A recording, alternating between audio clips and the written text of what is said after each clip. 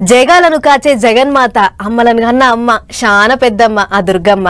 అందుకే దేశమంతా నవరాత్రులు మస్తు ఘనంగా చేస్తారు. ఊరు వాడ అమ్మవారి విగ్రహాలు ప్రతిష్ఠించి భక్తితోని పబ్బతి పడుతుంటారు పబ్లిక్. ఈ 9 రోజులు అమ్మవారి గుళ్ళన్నీ కిటకిటలాడుతుంటాయి. ఇక మన దిక్కు ఏపీ తెలంగాణలో ఇగింత వైభవంగా చేస్తారు పూజలు.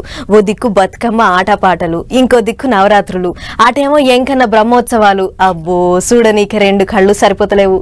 అమ్మలగన్న అమ్మకు భక్తితోని పబ్బతి పట్టిండ్రు దేశమంతా. దసరా నవరాత్రులు ఘనంగా సురువైనయి.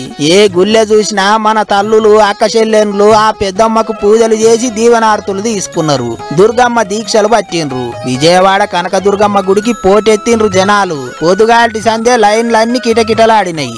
బాలా త్రిపుర సుందరి దేవి అవతారంలో దర్శనమిచ్చింది ఆ తల్లి. భక్తులే కాదు మంత్రులు లీడర్లు అందరూ దుర్గమ్మను దర్శనం చేసుకున్నారు. లక్షల మంది భక్తులు వస్తారు కాబట్టి పోయినసారి కంటే ఈసారి ఇంగింత ఘనంగానే చేసిండ్రట ఏర్పాట్లు. 5 క్యూ లైన్లు మొదలు పెట్టాం.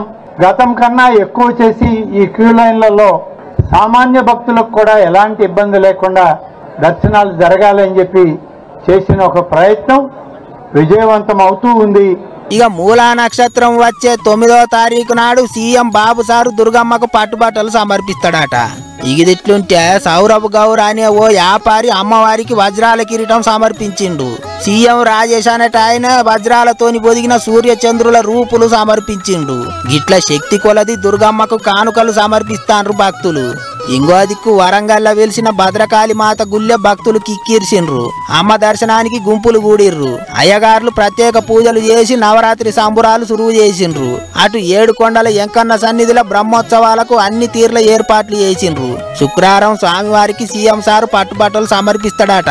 చదువుల తల్లి సరస్వతమ్మ వెలిసిన బాసర గుళ్ళె నవరాత్రులు సురువైనయి.